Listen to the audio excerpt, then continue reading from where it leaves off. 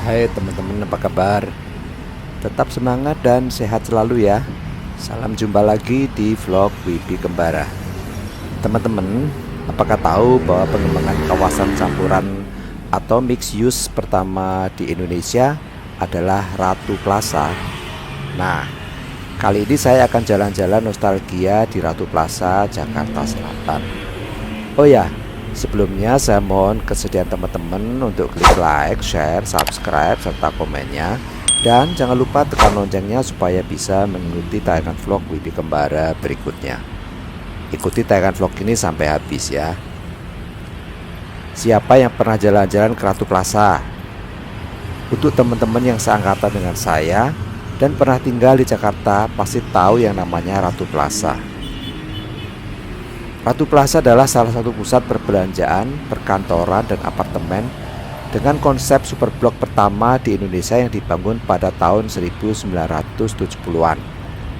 Ratu Plaza terletak di Jalan Jenderal Sudirman, Jakarta Selatan yang bersebelahan dengan gedung Bank Panin dan masih menjadi bagian dari kawasan Kompleks Olahraga Gelora Bung Karno, Jakarta. Kompleks ini lahir sebagai akibat dari perkembangan kota Jakarta yang semakin padat, kompleks, serta mengalami peningkatan dari segi ekonomi sehingga daya beli masyarakat juga ikut naik. Sang pengembang PT Ratu Sayang Internasional kala itu mempunyai ide menyatukan pusat perbelanjaan, perkantoran, rekreasi, dan apartemen dalam sebuah kompleks. Ini adalah sebuah prototipe dari superblok yang kita kenal selama ini. Konstruksi proyek Ratu Plaza dimulai pada bulan April 1977 dengan penggarapan pondasi dan basement, dan seluruh pembangunan selesai bertahap mulai Februari 1980. Ratu Plaza diresmikan pada tanggal 12 Desember 1980 oleh Gubernur DKI Jakarta kala itu Cokro Pranolo. Pemborong pembangunan Ratu Plaza pada waktu itu adalah Waskita Kajima untuk struktur bangunan, dan tak kurang dari 80 perusahaan lain ikut menggarap dan menyalurkan materialnya untuk proyek terakbar di Indonesia di akhir dekade 1970-an. Bangunan superblok ini terdiri dari: pertama, gedung perkantoran. Ratu Plaza Office Building terintegrasi dengan bangunan mall. Meski terbilang tua, gedung ini tetap memiliki struktur yang kokoh hingga sekarang. Ratu Plaza Office Building dibangun sebagai gedung perkantoran premium sejak awal didirikan. Sosok gedung perkantoran ini paling menonjol di antara kompleks Ratu Plaza, dan yang paling terakhir dibangun karena baru rampung dibangun pada bulan Juli 1980. Gedung berlantai 32 ini memiliki ketinggian 108 meter, gedung tertinggi ketiga di Jakarta saat itu setelah Balai Kota DKI Jakarta di Jalan Medan Merdeka Selatan dan Wisma Nusantara di Jalan MH Tamrin. Awalnya direncanakan lebih tinggi dari Balai Kota DKI. Rencana tersebut ditolak oleh pemerintah. Luas lantai total 30.682 meter persegi. Dibangun dengan sistem konstruksi cube in cube yang terdiri dari rangka frame luar dan core dalam. Eksterior gedung menggunakan precast panel dan lapis jendela. 7 buah lift yang dipasang merupakan yang tercanggih di zamannya dengan komputerisasi dan kecepatan 210-310 meter per menit.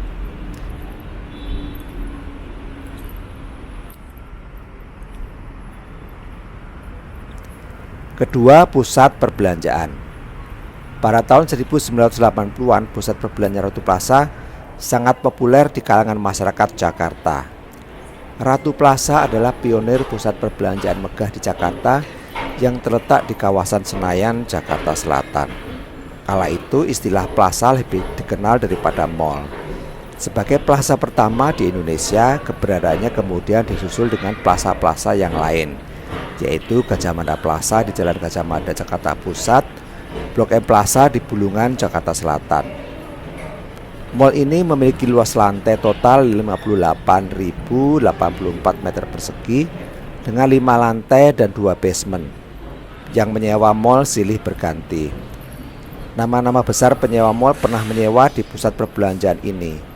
Mall ini juga memiliki lift kaca pertama di Indonesia.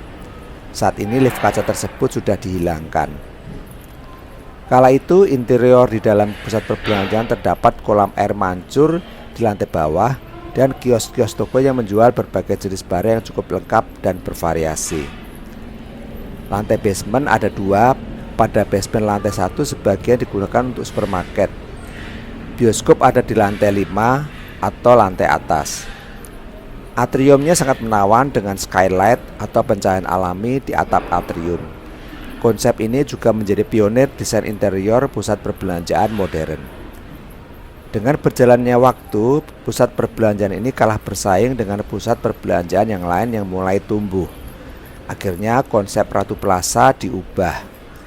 Kala itu teknologi komputer dan perangkat informasi mulai tumbuh pesat. Peluang tersebut dimanfaatkan oleh Ratu Plaza. Ratu Plaza berubah menjadi e-mall. Ratu Plaza pun menjadi salah satu tolak ukur perkembangan teknologi informasi terpercaya di Jakarta. Komputer, laptop, dan segala perangkatnya menjadi produk paling dicari oleh pengunjung Ratu Plaza. Tidak heran jika terdapat puluhan tenan penjual produk-produk tersebut yang tersebar di 5 lantai mall ini.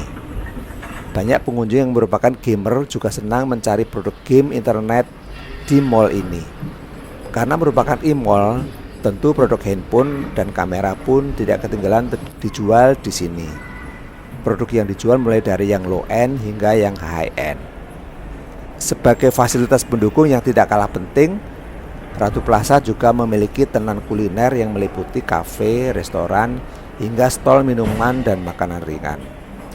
Berbagai fasilitas standar lain juga tidak ketinggalan seperti ATM center, tempat ibadah, dan lahan parkir yang sangat luas.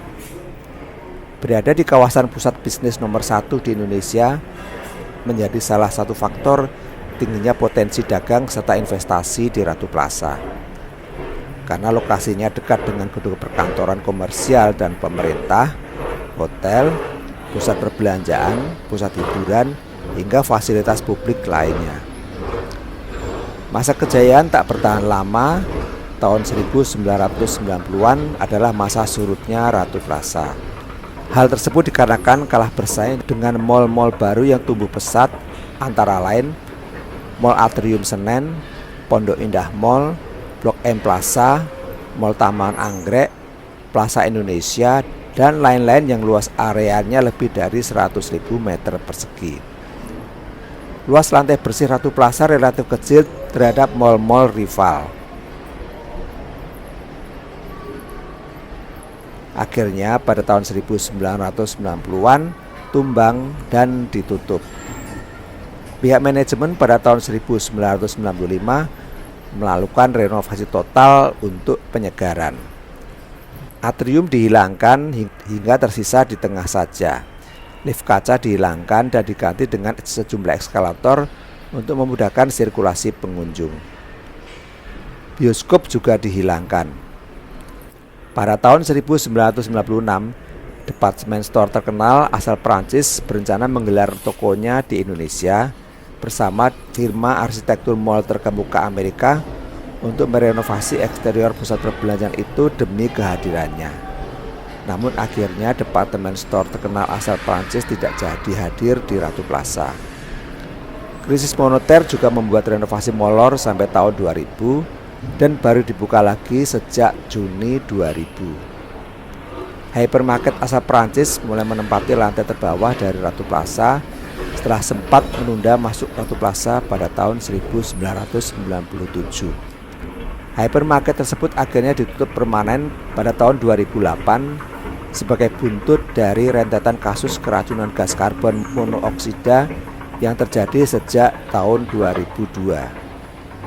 Kemudian pada tanggal 7 Oktober tahun 2010, departemen store asal Korea Selatan sebagai anchor tenan menempati mall berusia 30 tahun tersebut dengan beberapa outlet makanan siap saji dan toko gawai yang mendominasi hunian Ratu Plaza. Dengan masuknya departemen store asal Korea Selatan tersebut, Ratu Plaza sukses menjadi tenan favorit pengunjung mencari kebutuhan sehari-hari mereka. Tapi sejak tahun 2020, Departemen store asal Korea Selatan tersebut sudah tidak menyewa lagi di Ratu Plaza. Dengan tidak adanya anchor tenan memperparah kondisi mall di Ratu Plaza, terlebih dengan adanya pandemi COVID seperti sekarang ini. Toko-toko banyak yang tutup, fasilitas pendukung seperti eskalator juga tidak terawat dengan baik. Yang ketiga adalah apartemen Ratu Plaza. Apartemen Ratu Plaza menjadi apartemen pertama di Jakarta. Apartemen dengan 13 lantai ini menampung 44 unit apartemen yang terdiri dari 36 unit apartemen biasa dan 8 unit apartemen berlantai 2. Eksterior bangunan menggunakan lapis beton biasa. Sekarang ini apartemen tersebut berkesan kumuh jika dilihat dari luar, seolah tidak ada penghuninya. Padahal lokasinya sangat strategis sekali. Teman-teman, saya mengenal Ratu Plaza pada saat masih kuliah di jurusan arsitektur di Yogyakarta. Kala itu liputan mengenai Ratu Plaza dimuat di majalah konstruksi pada tahun 1982. Sebagai bangunan superblok pertama di Indonesia, kami sempat membahas dan mengupas konstruksi bangunan Ratu Plaza sebagai bahan studi. Kemudian pada tahun 1985-an, saya bekerja di Jakarta dan masuk ke Ratu Plaza serta menonton bioskop yang interiornya megah dan mewah.